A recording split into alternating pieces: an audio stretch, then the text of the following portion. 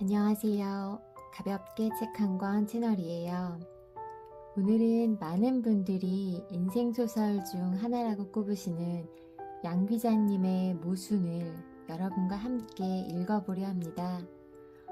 저는 20대 때 처음 읽었던 이 책을 시간이 많이 흘러 다시 읽어보니 마음에 콕 와서 박히는 문장들도 많고 마음에 오래 남는 장면도 있었어요. 인생이 왜 이러지 싶었던 그때 뭐라 내 삶을 설명할 수 없던 그 순간들을 관통하던 몇 단어 중 하나가 모순이었음을 새삼 다시 한번 떠올리게 되네요. 안진진의 엄마와 이모의 서로 다른 삶이 저는 오래도록 마음에 남습니다. 작가 노트에는 이 소설을 천천히 읽어주었으면 좋겠다는 글귀와 다른 누군가의 감상에 침범당하지 않기를, 자신만의 감상을 느껴주시기를 당부하는 내용이 있습니다. 작가님의 말씀처럼 모순을 천천히 음미하며 들어주시기를, 자신만의 감상을 가져보시기를 바라며 25 안진진의 시선으로 모순 읽어볼게요.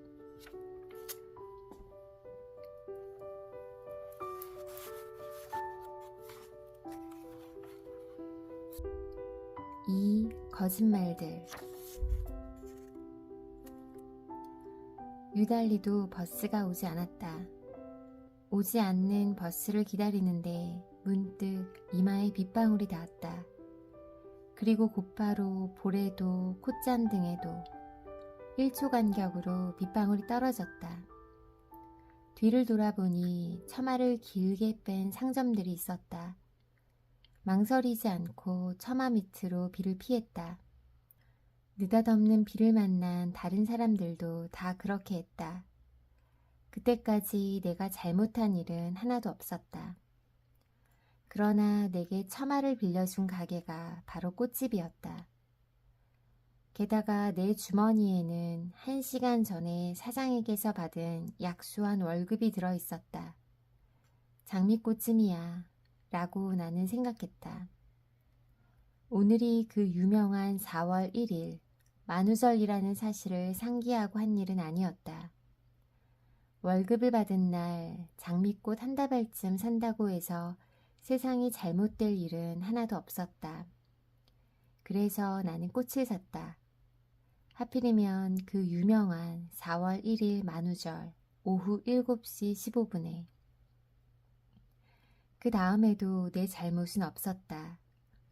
역촌동 집으로 가는 버스는 언제 올지 알 수가 없었고 빗줄기는 점점 기세를 더해가는데 손님 없는 택시 한 대가 얄궂게도 내 앞에서 멎더니 택시기사가 내려 가게에서 총총 담배 한 갑을 사고 다시 차에 올랐다.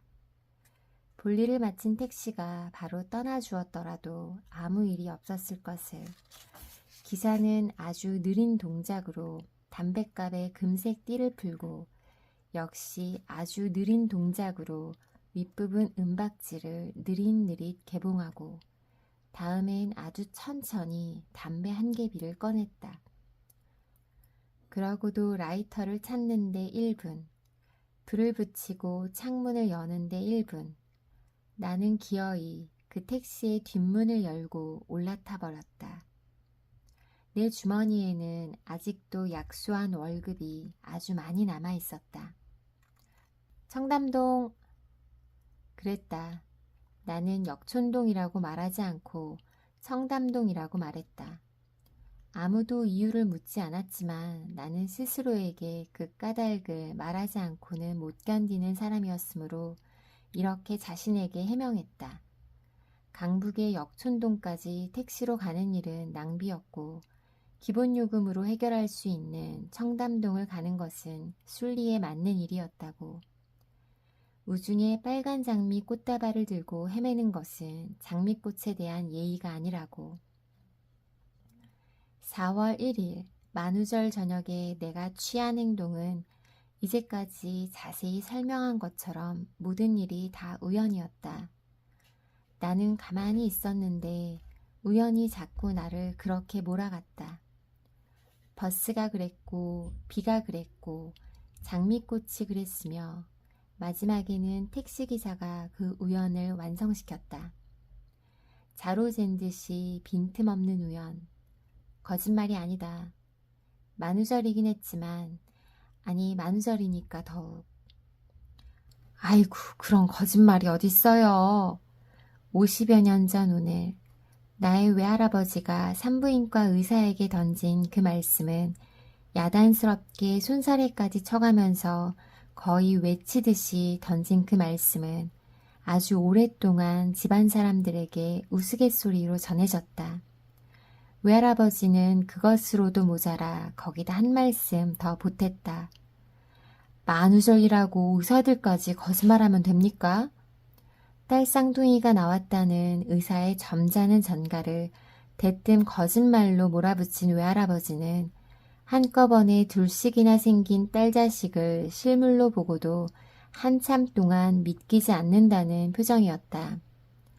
외할아버지는 하필 그날이 만우절이라는 사실을 못내 석연찮아 했었다. 그럴 만도 했다.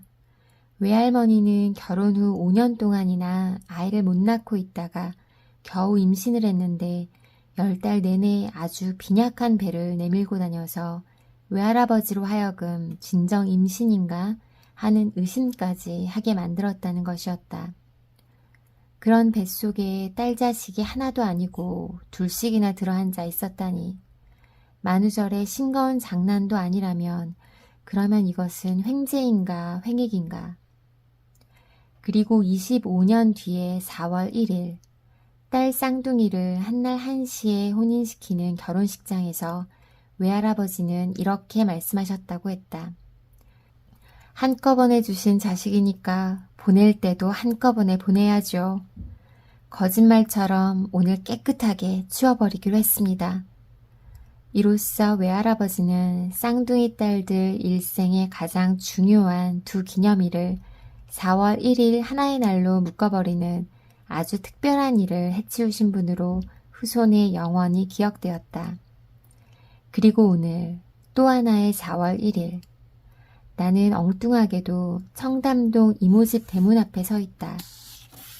주홍빛 외등이 화사하게 대문 앞을 밝히고 있는 여기 나는 잠시 망설인다.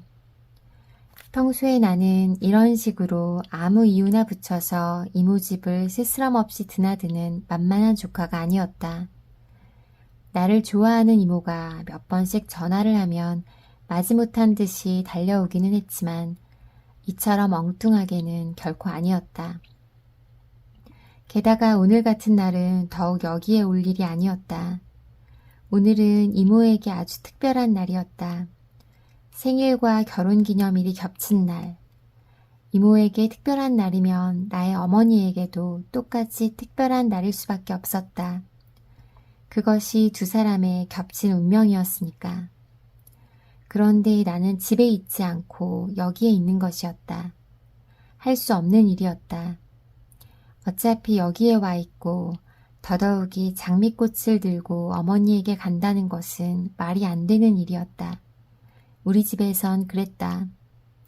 그런 일은 있어서도 안 되고 있을 수도 없는 일이었다.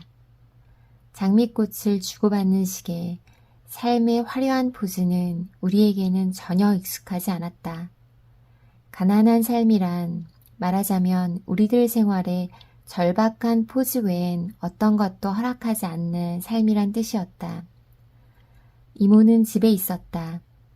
그러나 완벽한 외출채비가 5분 뒤 이모가 대문 밖으로 나갈 것이라는 사실을 확실하게 밝혀주고 있었다.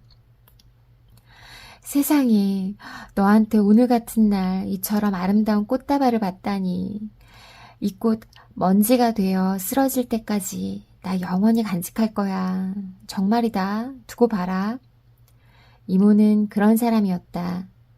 무엇이든 확실하게 표현해서 나처럼 모호한 잡념에 휘말려 있는 인간의 머리조차 불현듯 선명하게 헹구어주는 이모. 이모가 영원 혹은 간직이라는 단어를 스스럼없이 사용하는 쪽이라면 엄마는 이익 혹은 계산이라는 말을 하루에도 수십 번씩 거침없이 해대는 쪽이었다.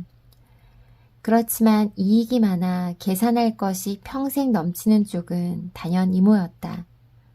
그런 이모가 꽃다발을 벽난로 위에 얹어둔 다음 급히 내 손을 끌었다. 자, 가자. 심심한 이모부랑 심심한 외식을 하기로 했는데 진진이가 왔으니 흥미진진한 저녁 만찬이 되겠구나. 갈 거지? 그렇지? 이모 말대로 이모부는 몹시 심심한 사람이었다. 이모도 그런 뜻으로 말했겠지만 심심하다는 것은 사람이 싱겁다는 뜻이 아니라 모든 일에 예외가 없어서 언제라도 예측이 가능하다는 의미였다. 결혼 기념일이 오면 단 한 번도 잊지 않고 외식과 선물을 준비하는 남편. 견고하고 성실하게 가족과 집을 지키는 남편.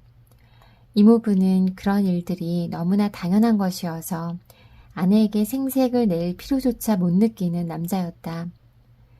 그러므로 내가 결혼 기념일과 아내 생일이 겹친 이날의 특별한 외식에 끼어든다고 해서 감정을 다칠 이모부도 아니었다.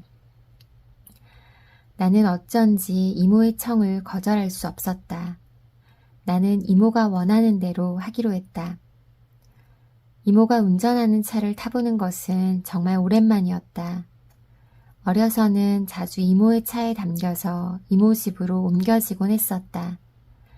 다급할 때 어머니가 할 수 있는 유일한 구조 요청은 이모에게 전화를 하는 것이었다. 이모는 언제라도 불평하지 않고 달려와 나와 어린 동생을 자기 집으로 피신시켰다. 아버지의 술주정이 시작되면 어머니는 전화부터 했고 우리는 곧장 대문간에 나와서서 이모가 도착하기를 기다리곤 했었는데 그때의 일들을 이모는 기억하고 있을까? 그럼 사실은 말이야 내 운전 실력이 바로 너희들 때문에 부쩍부쩍 늘었다는 것 아니니.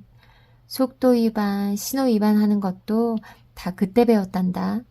너희 집 아니면 내가 무에 그리 급하게 달려갈 일이 있었겠니.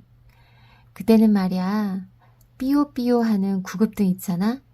그걸 하나 살까도 생각했었는데 너희 이모부가 반대해서 못 샀지. 그걸 자동차 지붕 위에 얹고 달려보면 되게 재미있을 것 같았는데 말이야. 이모는 아직도 구급등을 얹어놓고 달려보지 못한 것이 못내 섭섭하다는 표정이다. 어머니나 나에게는 수치스러운 기억이 이모에게는 재미있는 추억으로 남아있다는 것. 그러나 그것만이 다였을까? 그걸 모를 이모가 아니었다. 진진이 너 그런 일은 그냥 잊어버려. 아니면 나처럼 재미있었던 모험담 정도로만 생각하거나 안 그래도 지루한 세상 그땐 무지 아슬아슬했었는데 하면서 말이야. 이모는 지금 지루한가? 나는 문득 이모의 옆얼굴을 들여다본다.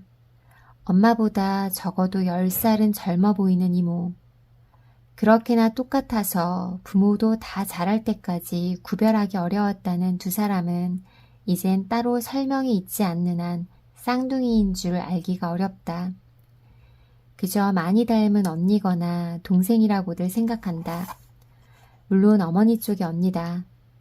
가난한 세월은 이모보다 겨우 10분 먼저 나온 어머니를 이제는 이모보다 좋기 10년은 먼저 태어난 언니로 만들어 놓았다. 외식을 하기로 한 장소는 이모네 수준에 맞게 호텔의 정통 프랑스 식당이었다. 딱히 먹고 싶은 것도 없어서 어디로 갈까 많이 망설이다 정한 곳이라는 이모의 부연 설명이 있었다. 우리 집에서의 외식은 물론 그것마저 1년에 몇 차례에 불과한 일이지만 망설임 한 번 없이 단호하게 돼지갈비집이었다. 고기 타는 연기가 식당 바깥까지 자욱하고 맛좋기로 소문났다는 어머니의 자랑처럼 방마다 사람들이 가득 찬 그곳에서는 먹는 일도 노동이었다. 쉴 새 없이 고기를 뒤적이고 연기를 피해 이리저리 자리를 옮기고 볼이 미어지게 싸넣은 상추쌈으로 격렬한 입운동이 불가피한 거기. 남동생과 나와 어머니는 전쟁터 속의 병사들처럼 묵묵히 그러나 죽을 힘을 다해 돼지고기와 싸우다 거의 지쳐서 식당을 나오곤 했었다. 하지만 여기 이모네 외식은 달라도 한참 달랐다. 예약석으로 자리를 안내하는 웨이터의 몸에서는 달짝지근한 향수 냄새가 풍겼고 어딘가에서 직접 연주하는 듯한 잔잔한 피아노 음은 우아한 선남선녀들이 앉은 테이블 사이를 나지막하게 흐르고 있다. 티끌 하나 묻지 않은 식탁보랄지 꽃처럼 접혀진 냅킨 같은 세련된 테이블 세팅에 대해서는 더 이상 말하고 싶지 않다. 약속 시간에 정확히 도착한 이모부가 익숙하게 주문하고 마침 맞게 하나씩 나오던 그림 같은 요리에 대해서도 더 이상 말하지 않을 참이다. 그런 것들에 대해서 주눅들어 하던 나이는 이미 지났다. 내 주머니 속에 아직도 많이 남아있는 약소한 월급으로도 얼마든지 이 식탁을 책임질 수 있으니까. 다만 그렇게 하지 않을 뿐이니까. 대신 이모부에 대해서는, 아니 이모와 이모부가 빚어내는 풍경에 대해서는 할 말이 좀 있었다. 술은 와인 한두 잔 정도, 담배는 건강에 해로운 것이므로 당연히 피지 않고 아침마다 운동 1시간은 중년 남성에게는 필수니까 어지간해서는 빠뜨리지 않고 실시. 매사가 이토록이나 반듯한 이모부는 역시 이모부답게 결혼기념일과 생일 선물로 작은 보석상자 하나를 마련해왔다. 이런 색깔을 내는 흑진주는 세계적으로 귀하대요. 세트로 하려다가 내년을 위해서 반지만 샀어요. 마음에 들면 좋겠네. 이모부의 다정다감한 말씀. 고마워요. 물론 마음에 들지요. 당신이 고른 건데. 거의 연극 대사처럼 술술 흘러나오는 이모의 답변. 애들 없이 맞는 결혼기념일이 벌써 몇 년째지? 아내의 와인잔에 살짝 자기 잔을 부딪히며 묻는 이모부. 유학 보낸 주리와 주역이 이야기다. 거의 10년이 되어가지요. 그 대신 오늘은 우리 진진이가 참석했잖아요. 아까부터 이모부보다 나에게 더 신경을 쓰고 있는 이모가 대화 속에 나를 끌어넣는다. 그렇군. 회사는 잘 다니고 있지? 간신히 나에게 관심을 돌리는 이모부. 네, 덕분에 좋은 직장을 구했다고 엄마가 늘 고마워하세요. 자기 마누라하고 자기 자식밖에 모르는 사람이 웬일이냐고 이모부가 구해준 내 취직 자리에 대해서 시큰둥해하던 어머니를 왜곡시키고 있는 나. 이 와인 당신을 위해 아까 예약할 때 특별히 주문한 거야. 한 잔 더 하지 그래? 다시 관심을 이모에게로 돌려버리는 이모부. 진진이가 장미꽃을 들고 왔어요. 얘가 그래도 속이 깊어요. 자식들 멀리 떨궈 놓고 지 이모 외롭겠다 생각한 거죠. 화제가 내게서 벗어난 것을 만회해 보려는 이모의 안간힘. 고맙군. 의례적인 인사를 가장 의례적으로 할 줄 아는 이모부의 저 전통적인 매너. 그때 나는 이모가 와인잔 속에 입술을 숨기며 나지막하게 한숨을 쉬는 것을 발견했다. 아직도 요리는 전반부. 이모의 말대로 나는 정말 심심해진다. 이모도 심심하다는 얼굴이다. 심심하지 않은 사람은 심심한 이모부뿐이다. 이모부는 꽤 유명한 건축사 사무소를 열고 있는 건축가다. 주로 업무용 빌딩들을 설계하고 있는데 경제적이고 실리적인 공간을 추구하고 형상화시키는데 탁월한 솜씨를 발휘해서 설계 주문이 끊이지 않는다고 했다. 일감이 밀린다 해도 이모부가 가족을 등한시하면서까지 일을 해야 할 이유는 없었다. 이모 말에 의하면 이모부는 고객과 상담하고 설계의 윤곽만 잡아주면 나머지는 10명이나 되는 직원들이 다 알아서 한다고 했다. 말끔한 양복 차림으로 출근해서 오후가 되면 정확한 시간에 퇴근하는 하얀 얼굴의 이모부를 생각하면 명함에 찍힌 건축가라는 호칭은 아무래도 낯설었다. 이모부한테서 나는 한 번도 먼지와 고함과 철근과 콘크리트의 흔적을 찾지 못했다. 그래도 이모부는 틀림없는 건축가다. 다소 심심한. 나는 지루하게 계속되는 식사 도중 틈틈이 주변의 테이블들을 돌아보았다.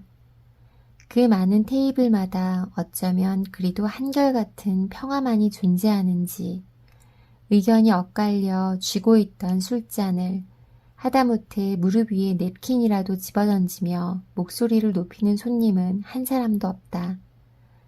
나지막한 피아노음, 나지막한 대화, 나지막한 음성으로 손님을 응대하는 웨이터들. 나는 잠시 잘 관리되고 있는 대형 수족관 속에 들어앉아 있는 기분에 씹고 있는 고기 맛을 잃을 정도였다. 돼지갈비집의 그 어수선한 분위기, 반드시 한 패의 손님 정도는 술병을 내던지고 접시를 뒤집어 쓰는 싸움판을 연출하던 거기, 고기를 더 시키려면 있는 대로 고함을 질러야 함이 너무도 당연하던 거기에서는 비록 전쟁터 같긴 했어도 지루하진 않았다. 하긴 포탄이 터지고 총알이 슉씩 나는 전쟁터에서는 누구라도 결코 지루할 수 없는 법이다. 여기 아이스크림은 정말 맛있어. 당신도 그렇다고 생각하지요? 이모부는 후식으로 나온 아이스크림을 정말 맛있게 먹는다. 동네 구멍가게의 아이스크림에 익숙해 있는 내 입맛에는 썩 내키지 않는 맛이었지만 이모부가 동의를 구한 쪽은 이모였기에 나는 가만히 있는다. 그래요, 아주 맛있어요. 이모는 언제라도 이모부의 질문에 기다렸다는 듯이 즉각 대답을 해준다. 그것도 이모부가 원하는 정답만을. 아이스크림 하나 더 부탁할까요? 이모의 제안에 이모부 역시도 얼른 정답을 말한다. 됐어요. 하나 이상은 건강에 좋지 않아. 이모부의 대답에 이모의 표정이 잠깐 흔들린다. 이모는 이런 식의 정답을 좋아하지 않는다. 나는 그것을 알고 있다. 아이스크림이 담긴 접시에 스푼을 내려놓으며 이모는 또 한숨을 삼키는 것처럼 보였다. 문득 초등학교 5학년 때의 일이 생각났다. 문제아로 취급받기 시작한 것은 중학생이 되고부터였지. 초등학생 시절의 나는 그럭저럭 모범생 흉내는 낼 정도였다. 5학년이던 그해 5월, 스승의 날을 앞두고 나는 고민에 빠졌다. 선생님께서 스승의 날 행사 중 하나인 학부모 일일교사 수업을 나의 어머니에게 부탁한 것이었다. 가정환경조사서에 어머니의 직업을 사업이라고 쓴 것이 화근이었다. 사업이라니. 당시 어머니는 시장 바닥에서 싸구려 양말을 팔고 있었다. 일일교사를 맡을 학부모는 한 학급에 2명씩이었다. 내 어머니 말고 또 한 사람의 일일교사를 맡을 친구의 아버지는 인류대학의 유명한 교수였다. 이건 아무리 생각해도 말이 안 되는 일이었다. 교무실에 쫓아가 몇 가지 궁색한 이유를 대보았지만 선생님은 마땅한 학부모가 없다고 자신이 직접 어머니에게 전화를 해보겠다고 하는 것이었다. 어머니에게 선생님이 전화를? 어린 나는 화들짝 놀라며 급히 외쳤다. 아니에요. 걱정 마세요. 꼭 오시라고 할게요. 꼭요. 그해 5월의 스승의 날, 5학년 3반 학부모 특별 수업을 맡은 일일교사 중에 한 사람은 나, 안진진의 어머니였다. 날렵한 비둘기색 투피스, 세련된 화장과 머리 스타일, 환한 웃음을 머금고 교실에 나타난 어머니를 보고 아이들은 일제히 소리 질렀다. 와! 그 고함은 어여쁜 처녀 교생선생님이나 나타나야 발생하는 일종의 탄성이었다. 그만큼 나 안진진의 어머니는 히트였다. 아직도 그 애들은 모르는 일이지만 그해 5월 히트한 엄마는 어머니가 아니고 이모였다. 어린 나는 머리를 쥐어짜다 쌍둥이 이모를 떠올렸고 이모는 하루 동안 안진진의 엄마 노릇을 하는 일에 대해 무지무지하게 재밌어 했다. 그날 이모가 학교에서 안진진의 어머니로 일일 교사를 하고 있는 동안에도 어머니는 아무것도 모른 채 시장에서 양말을 팔고 있었다. 전날 저녁 스승의 날 선물이라면서 나와 동생의 담임선생님 몫으로 양말 2켤레씩을 포장해서 내놓은 것이 학부모로서 어머니가 할 수 있는 최선이었다. 그리고 한 가지 더 고백하자면 나는 그 양말조차 선생님에게 가져다 주지 않았었다. 그 대신 이모가 멋진 크리스탈 화병을 선생님에게 드렸다. 그때 이모가 했던 말을 나는 아직도 기억하고 있다. 보라색 라일락을 한 무더기 꽂으면 예쁠 것 같아서 사봤어요. 받아주세요. 어쩌면 저렇게 말할 수 있을까? 어머니라면 비싼 크리스탈 화병을 사지도 않겠지만 샀다 하더라도 저런 말을 할 줄은 모를 것이라고 나는 생각했다. 그해 5월 이모는 멋들어지게 안진진의 체면을 세워주고 돌아갔다. 다음 날부터 내 어깨에 잔뜩 힘이 들어갔을 것임은 더 말할 나위도 없는 일이었다. 이모가 그때 일을 기억하고 있는지 나는 알 수 없다. 그 후 우리는 그 일에 관해서 한 번도 이야기를 나누어 본 적이 없었다. 나는 이모가 그 해의 일을 하루속히 잊어버릴 수 있도록 그 뒤 가급적 이모와의 만남을 피하곤 했었다. 그것에 대해 어머니가 알게 될까봐 나는 두려웠다.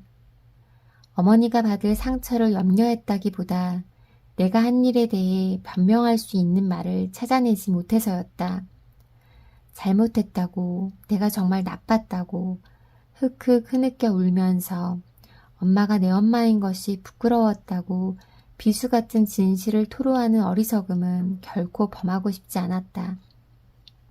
내가 그해 5월의 일을 생각하고 있는 사이에 이모부는 디저트로 나온 아이스크림 접시를 말끔하게 비우고 냅킨으로 입술을 닦고 있었다. 이모는 여전히 고개를 숙인 채 이미 녹아가는 아이스크림을 장난처럼 먹고 있었다. 누가 그랬다. 결혼은 디저트보다 수프 쪽이 더 맛있는 정찬이라고. 나는 27년 전에 결혼을 기념하는 부부 옆에서 실없이 그런 생각이나 하고 있었다. 바로 그때 나는 입구의 계산대 옆에 서 있는 한 남자를 보았다. 선남 선녀들만 모였다고 생각했는데 헐렁한 스웨터 차림에 흐트러진 긴 머리에 모양이야 세련되었어도 구김살만은 숨길 수 없는 면바지를 입은 남자도 이런 곳에서 밥을 먹었어? 까지 머릿속 사념이 흘러가다 나는 그맛 앗 소리를 내뱉을 만큼 깜짝 놀라고 말았다. 앞머리를 쓸어넘기며 무심코 이쪽으로 돌린 그 얼굴. 세상에 틀림없는 김장우였다. 그리고 나와 동시에 그도 내가 바로 안진진이라는 사실을 확인한 모양이었다. 눈을 한번 크게 뜨더니 활짝 웃으며 언제나의 버릇처럼 오른손을 번쩍 치켜드는 김장우. 내가 갈까? 아니면 네가 잠시 올래? 하는 신호로 치켜든 오른손을 가슴팍에 대었다 떼는 김장우. 시간이 없었다. 당장이라도 성큼성큼 그가 이 자리로 올 수도 있었다. 잠깐만요. 나는 냅킨이 바닥에 떨어진 줄도 모르고 급히 그에게로 갔다. 웬일이에요? 웬일이야? 우리는 거의 동시에 서로가 서로에게 물었다.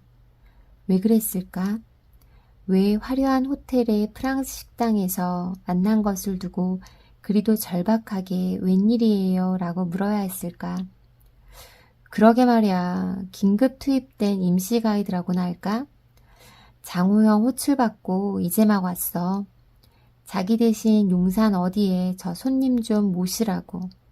엊그제 파리에서 20년 만에 귀국했대. 김장우는 저만큼 앞에서 기다리고 있는 중년의 신사를 눈짓으로 가리켰다. 회색 바바리 코트가 이방인다웠다. 조그만 여행사를 꾸려가는 형을 위해 김장우는 이런 식으로 가끔씩 급한 일손을 거들고 있었다. 그렇다면 이제는 나를 설명해야 할 차례였다. 그가 물었다. 저기 저분 어머니 맞지? 나는 안진진 엄마예요 하고 아주 씌어있는 걸 뭐. 아니 이모예요 라고 말하고 있는 줄 알았더니 맹세코 내 입술이 그렇게 말하고 있는 줄 알았는데 소리가 되어 나온 내 대답은 다음과 같은 것이었다. 그것도 전혀 거침없이 아주 자연스럽게. 우리 어머니하고 이모부에게 식사 대접할 일이 있어서요. 참 얼른 가봐요. 손님이 기다리고 있어요. 그래 인사는 나중에 정식으로 하기로 하고 전화할게. 안녕. 그는 멀리 있는 이모를 의미심장한 눈길로 한 번 더 바라보다 회색 바바리에게로 떠났다. 영문을 모르는 이모는 허리를 꼿꼿이 세우고 우리 쪽을 뚫어지게 바라보고 있었다. 이모가 뚫어지게 바라보고 있었던 스웨터 차림의 남자는 그는 내가 결혼을 생각하고 있는 2명의 남자 중 한 사람이었다.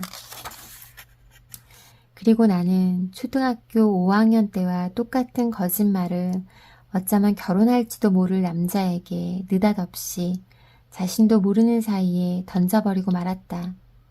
그 유명한 4월 1일 만우절 밤 9시 20분에 이 거짓말.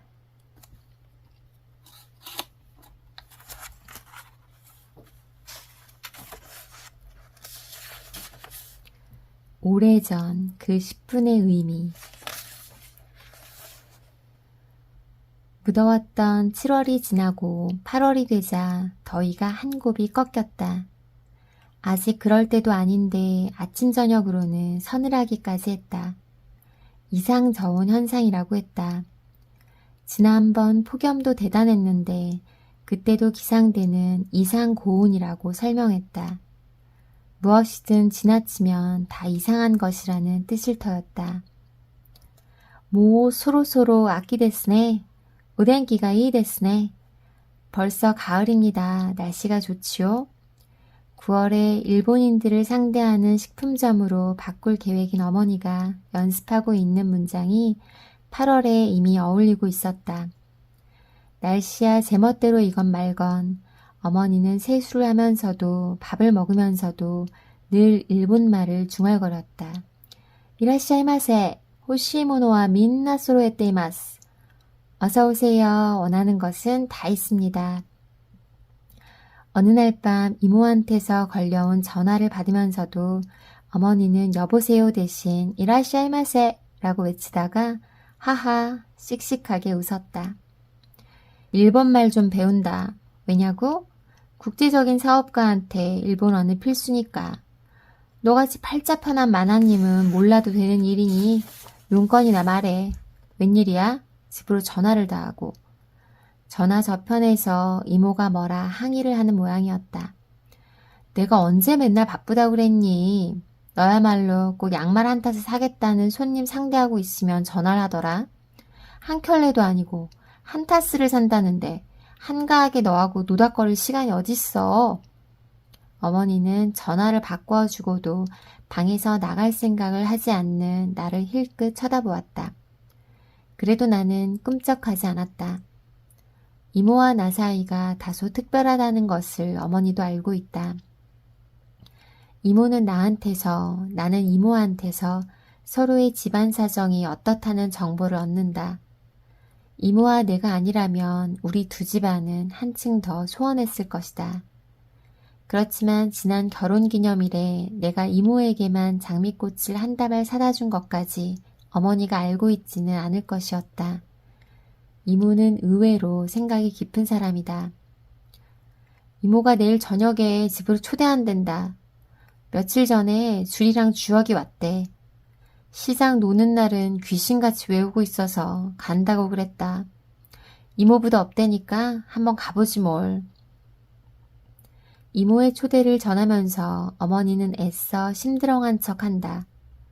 외국에 나가 있던 주리와 주혁이 돌아왔고 시장이 노는 날이고 게다가 이모부가 출장으로 집을 비운다는 3가지 조건이 다 맞아떨어졌으니 아니 갈 수가 없다는 식이다. 언제나 이런 식이었다. 잘 사는 이모가 가난한 어머니한테 고개를 숙이지 않으면 두 사람 사이의 내왕은 전혀 불가능하다. 이모는 어머니가 변했다 하고 어머니는 이모가 변했다고 그랬다. 내가 보기엔 두 사람 다 변했다. 그러나 나는 알고 있다. 두 사람 모두 상대의 삶에 자유롭지 못하다는 것을. 그것이 바로 쌍둥이의 숙명이라는 것을. 생각해보면 어머니가 싫어하는 사람은 이모가 아니라 이모부였다. 지금은 아니지만 얼마 전까지 적지 않이 이모 도움을 받은 것 때문에 자격지심으로 그러는 것이 아니었다. 나와 진모가 어렸던 시절 걸핏하면 한밤중에 이모가 달려와 우리 남매를 긴급 구조해서 이모 집으로 데려가곤 하던 그 무렵에 생긴 앙금이 어머니를 그렇게 만들었다. 소동이 가라앉고 나면 다음날 어머니가 와서 우리들을 다시 집으로 데려가야 했던 그 시절에 종종 보았던 이모부의 차가운 눈빛이 지금도 잊혀지지 않는다는 어머니의 술회를 그대로 옮기면 이런 것이었다. 너랑 진모, 네 이모 차에 실어 보내고 네 아버지 몸부림치는 것 온몸으로 막아내고 나면 먼동이 트곤 했었다. 그러면 나는 네 아버지 깊이 잠드는 것 기다렸다가 미친년처럼 허둥지둥 네 이모 집으로 달려가는 거야.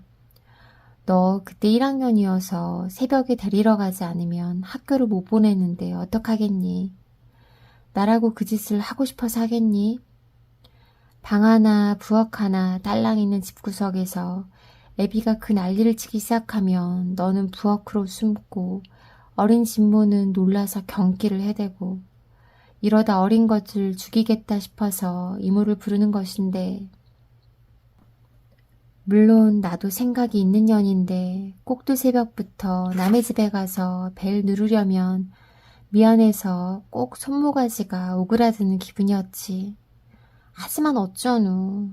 한 번 눌러, 두 번 눌러. 대답이 없으면 3번이라도 눌러야지. 이모가 원래 새벽잠이 많아서 냉큼 문을 따주지 않으니까 시끄럽게 굴고 있는 나도 미안해 죽겠는 거야. 그런데 그때가 아마 겨울이었을 거야. 3번을 눌러도 기척이 없길래 한참 기다리다가 가만히 문을 두들겼지. 그 순간 문이 벌컥 열리고 이모부가 나타나더라. 낯을 들 수가 없어서 고개를 숙이고 죄인처럼 서 있는 나에게 네 이모부가 뭐라는 줄 아니? 조용히 들어오세요. 오늘 줄이 시험 치는 날이라 더 재워야 하니까 좀 조심해 주세요. 그 말을 듣고 있는데 쥐구멍이라도 있으면 그리로 꽉 숨고 싶더라.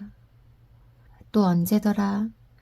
그런 말을 들었던 터라 이젠 진진이 너 지각을 하는 한이 있어도 그 인간 출근한 뒤 가야겠다 싶었는데 좀 빨랐는지 아직 집에 있는 거야.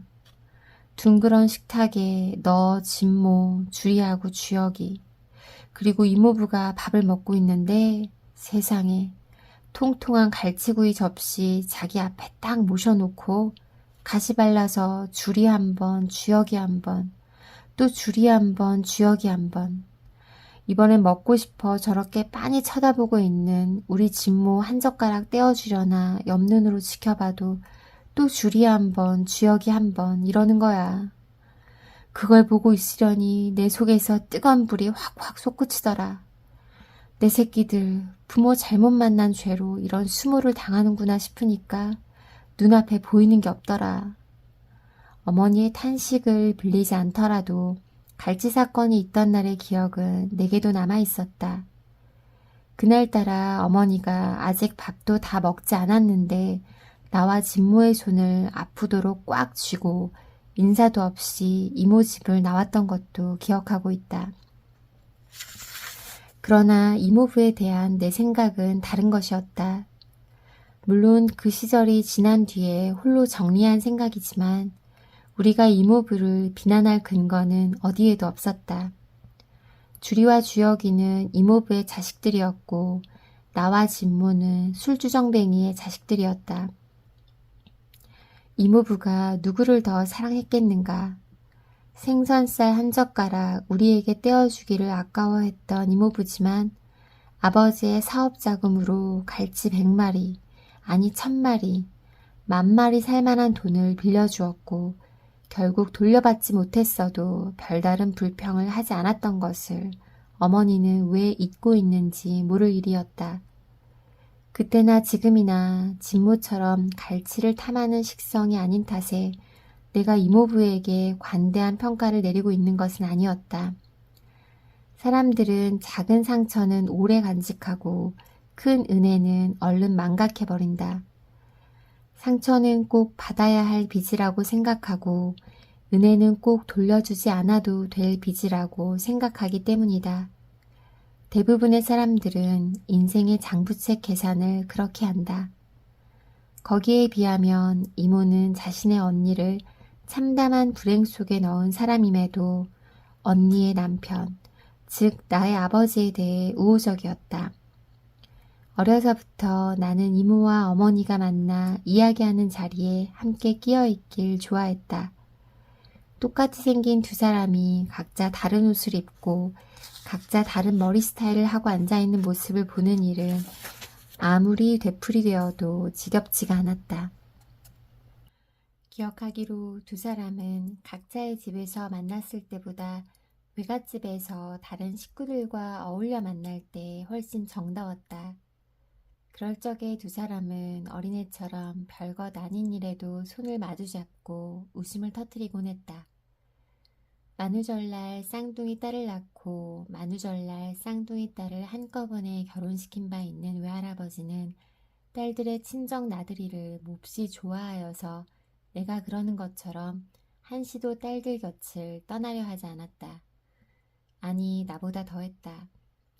외할아버지는 자신이 만든 작품을 감상하는 조각가 같았다. 이리 보고 저리 보고 혹여 흠집이라도 생겨 있으면 난리가 났다. 또 한 사람, 쌍둥이 딸들 밑으로 간신히 얻은 외삼촌도 똑같았다. 아직 총각이었던 그때의 외삼촌은 누이들이 시키는 일이라면 무엇이든 했다. 쌍둥이 누이들이 한꺼번에 결혼을 해서 집을 떠나던 날 사흘간이나 밥을 먹지 않고 시름에 잠겨 있었다는 외삼촌이었다. 오직 외할머니만이 딸들에게 먹일 음식을 장만하느라고 부엌과 수도관을 오가며 치맛바람에 바람이 일도록 분주했다. 그 모든 음식의 재료들은 전부 외할아버지가 손수 시장 보기를 한 것이었으므로 그중 한 가지만 빠뜨려도 외할아버지의 불호령이 터지곤 했다. 이거 왜 이래? 닭다리 사다 준 것은 어디다 빼돌리고 닭고기는 코빼기도 안 보여? 저 애들이 닭다리 튀긴 것을 한자리에서 10개도 넘게 먹어치우던 생각이 안 나나? 그런 생각을 할 줄 아는 애미라면 어떻게 닭다리를 빠뜨릴 수 있냐고? 아이고, 그래요. 난 생각이 모자라는 애미고 당신은 생각이 넘치는 아버지구랴. 다 큰 딸년들은 방에다 모셔놓고 꼼짝도 못하게 하면서 나 혼자 이 많은 것을 한꺼번에 어떻게 해내라고 그러슈? 여기 갈비도 있겠다. 장조림도 있겠다. 닭다리 튀겨놓으면 처지기나 하지. 시집와서 20년이 넘도록 외할아버지한테 말대꾸는커녕 얼굴색 한번 바꿀 줄 몰랐다던 외할머니도 그 즈음에는 콩당콩당 하고 싶은 말을 다 하였다. 그리고 콩당콩당 하는 말씀일지언정 외할머니의 말이 다 맞았다. 친정에 다니러 온 딸들 손에 물 묻히고 싶지 않은 심정은 외할머니도 매일 반이고 외할아버지가 사들인 음식지로는 언제나 필요 이상으로 많았으므로. 그러나 어머니와 이모의 친정 나들이가 언제나 오순도순했던 것만은 아니었다. 어쩌다 아니 필연적으로 도마에 오르게 마련인 아버지의 악덕은 외갓집의 단란한 풍경을 해치는 유일한 회방꾼이었다. 성격이 괄괄한 외할아버지는 아버지 이야기만 나오면 그 때려 죽일 놈 하고 부르짖었다. 그보다 더 심한 말을 할 수도 있었겠지만 언제나 빤히 쳐다보고 있는 내가 문제였다. 나는 밖으로 내쫓으려는 어른들의 온갖 감언이설에도 불구하고 꿋꿋이 자리를 지킴으로써 내 아버지가 처갓집 식구들에게 더 이상의 언어 폭력을 당하지 않도록 하는데 단단히 일조를 했다. 아버지에 대해서라면 외할머니도 외삼촌도 모두 고개를 저었다. 아버지가 미워서 우리 집에는 한 번도 오지 않는 그들이었다. 외할아버지에 비하면 한없이 섬세하고 유약했던 외할머니와 외삼촌이었지만 아버지 이야기만 나오면 부르르 몸을 떨었다.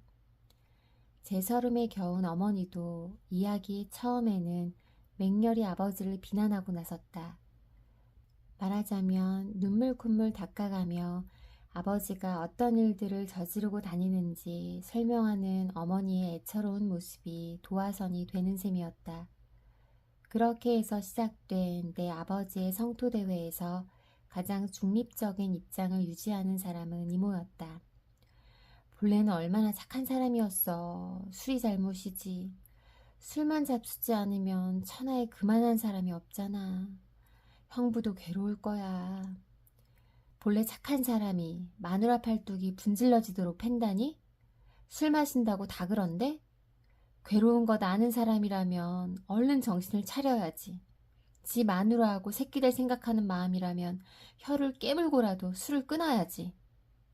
혀를 깨물고라도 하고 말할 때의 외할머니는 정말 자신의 혀라도 깨무는 것처럼 비장한 표정이었다. 그런데 참 이상한 일이었다. 초반에 열을 내다가도 모두들 아버지를 비난하고 나서면 슬그머니 어머니는 그 정도는 아니야, 아니라니까. 그 다음 날은 이불 세 채를 혼자 다 빨아줬는걸 하면서 남편을 위한 변명을 내곤 하던 어머니도 이모가 하는 아버지 역성은 참 못 견뎌 했다. 하기 쉬운 말이라고 넌 잘도 네 형부 편든다. 네가 한번 그런 인간이랑 살아보렴. 너라면 사흘도 못 살았을걸. 김포 아줌마가 신랑감 사진 내놓았을 때 네가 그랬지? 10분 먼저 태어났어도 언니는 언니니까 네가 먼저 가라고. 바로 그 10분 먼저가 이런 운명인 거야. 네가 10분 먼저 태어났다면 이 운명이 네 것이라고. 김포 아줌마란 외할머니의 먼 친척으로 이모와 어머니 두 사람의 신랑감을 모두 중매한 운명의 매개자였다. 처음 물고 온 한 장의 사진이 훗날 내 아버지가 되었고 사흘쯤 뒤 다시 가져온 또 한 장의 사진이 내 이모부가 되었다. 쌍둥이 자매가 어찌나 붙어 다니는지 연애할 겨를도 없다고 판단한 외할아버지의 전격적인 결혼 작전은 그렇게 진행되었다. 그런 소리 마라. 김포 아줌마가 맨 처음 형부 사진 들고 왔을 때 언니가 그랬잖아. 분위기가 좋다고. 뭐랬더라? 눈빛이 가을의 웃을 담고 있다고 했던가? 이모가 그 높은 소프라노로 이렇게 반박하면 어머니는 쇳소리로 악을 쓰다시피 격렬하게 이모의 말을 부인했다. 가을의 웃을 어쩌고 한 건 바로 너였어. 너무 괜찮다고 방방 뛴 게 바로 너였다고. 그렇게 나를 홀려놓고 네가 미뤘지. 그러면 착한 이모는 싸움닭처럼 덤비는 어머니를 피해 슬그머니 항복을 했다. 그랬나? 생각해보니 그런 것도 같다. 맞아. 난 처음부터 형부 이미지가 좋더라. 좋았는데도 언니라서 양보한 거야. 지금도 난 형부가 믿지 않아. 이모가 순순히 항복을 하더라도 어머니는 마지막으로 모진말 한마디를 이모 가슴에 박고서야 그 자리를 물러서곤 했었다. 이런 말. 양보? 네가 양보한 것이 무엇인 줄 알기나 해? 아무리 결혼 몇 년 만에 싸움닭처럼 거칠어진 어머니라 해도 차마 뒷말만은 더 이상 잊지 않았다. 너는 이 지긋지긋한 불행을 내게 양보한 대신 알짜만 가득한 행복을 넘겨받은 것이라고. 그러나 아버지에 대한 화제만 아니라면 외갓집에서의 모임은 언제나 즐거웠다.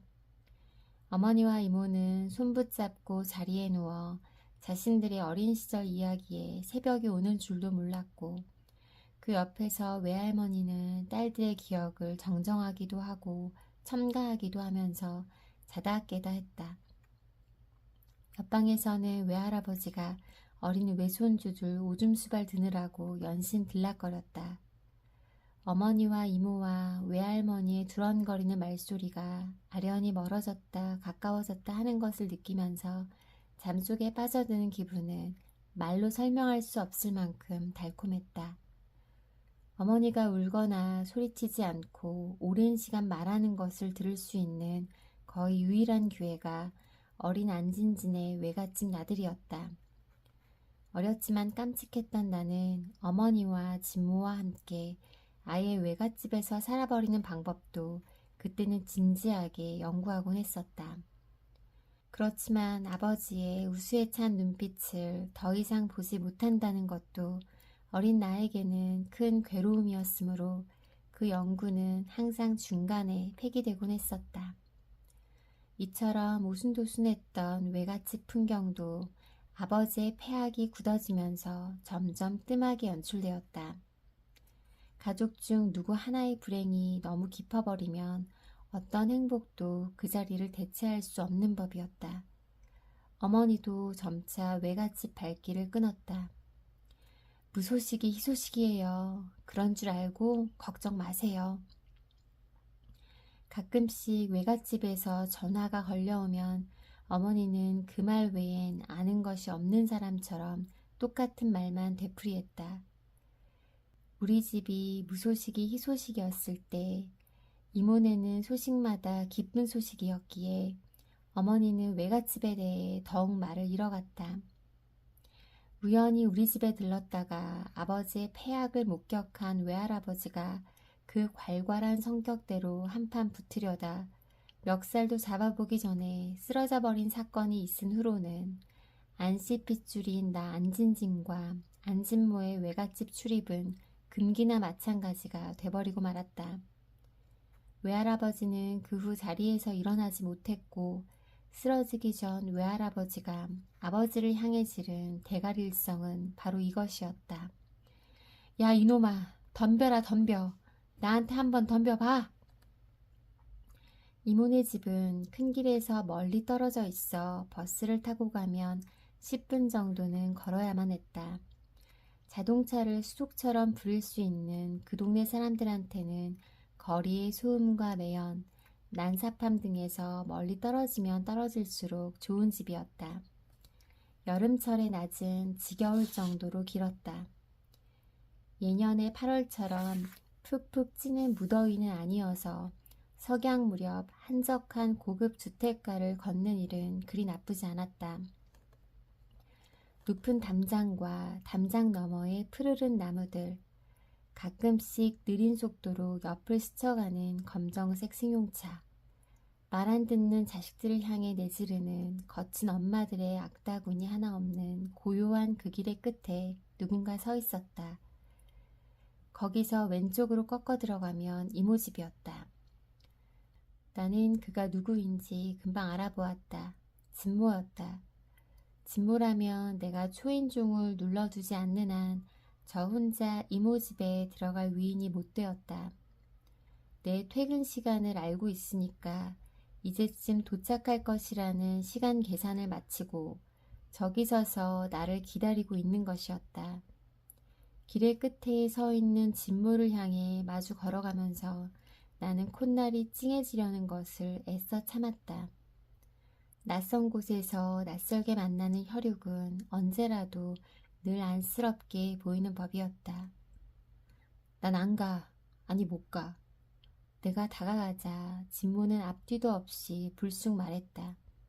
평소에도 거침없이 표절하던 최민수식의 그 쫙 가는 음성이 아니었다. 왜? 여기까지 와서 왜? 묻고 나니 진모의 얼굴이 이상했다. 안색은 파랗게 질렸고 이모 집에 온다고 제법 신경 써서 차려입었을 회갈색 양복은 엉망이었다. 누나, 돈 가진 거 있어? 있는 대로 좀 줘. 무슨 일이야? 너 무슨 일 생겼구나? 가슴이 덜컥 내려앉은 나는 진모의 손을 부여잡았다. 그 손이 심하게 떨리고 있었다. 아니야, 기분이 우울해서 그래. 그냥 돈이나 줘. 이모 집에 갈 기분이 아니거든. 내게 잡힌 손을 빼내며 진무는 구겨지고 흙 묻은 양복 바지를 툭툭 털어내는 신용을 했다. 여기까지 오면서 수습할 만큼은 다 했을 것이므로 그런다고 엉망인 매무새가 더 나아질 턱은 없었다. 그 대신 나는 진모의 옷에서, 진모의 머리칼에서, 진모의 입에서 풍겨오는 옅은 술 냄새를 맡았다. 돈은 어디에 쓸 건데? 그러면서도 내 손은 이미 핸드백에서 지갑을 꺼내고 있었다. 어쩐지 안 주고 넘어갈 상황이 아니라는 예감이 들었다. 여행이나 가려고, 멀리 떠나서 며칠 쉬었다 오려고. 제발 며칠 쉬었다 돌아오면 해결될 일이길 빌면서 설마 진모 같은 올챙이 건달에게 감당 못할 큰일이 일어날 리가 있겠냐면서 나는 지갑을 툭툭 털었다. 그런다고 이 안진진인들 무슨 큰돈이 있겠는가. 겨우 며칠 쉬기도 부족할 돈을 받으면서 진모는 고개를 푹 숙였다. 미안해 누나. 돌아서다 말고 진모는 덧붙였다. 비둘기가, 나밖에 모르던 그 착한 비둘기가 나를 배신했어. 그래서 모든 게 다 엉망진창이 되어버렸어. 그렇게 말을 할 때는 일부러 하지 않아도 최민수거나 알파치노 같았다. 역시 진실은 통하는 모양이었다. 나는 진모가 비둘기의 배신을 말했을 때 벌써 마음을 놓았다. 놀랄 일은 아무것도 없었다. 진모에게 일어나는 문제는 여자를 배신하거나 여자가 배신하는 일이 내용의 전부인 것이었다. 그 외에 무엇이 더 있을 것인가?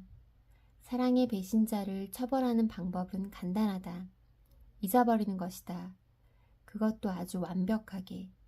꿈속에서라도 생각나지 않도록 완벽하게 잊어주는 것이다. 나라면 그렇게 할 수 있다. 아마 진모라면 더욱 그렇게 할 수 있을 것이었다.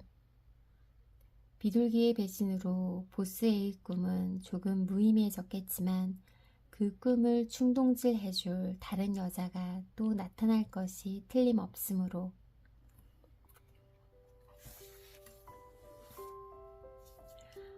어떠셨나요? 굉장히 재미있는 이야기들이 아직 이 책 속에 많이 있는데 여기까지 읽겠습니다. 낭독을 하면서도 저는 굉장히 재미있었어요. 그리고 또 한켠 좀 삶의 이면들, 모순되는 부분들에 대해서 또 생각을 해보게 되기도 했고요. 다른 이야기들이 궁금하시다면 일독을 권해드립니다. 지금까지 들어주셔서 감사합니다. 오늘도 행복하고 기쁜 하루 되시기를 바라요. 다음 영상에서 뵙겠습니다. 고맙습니다.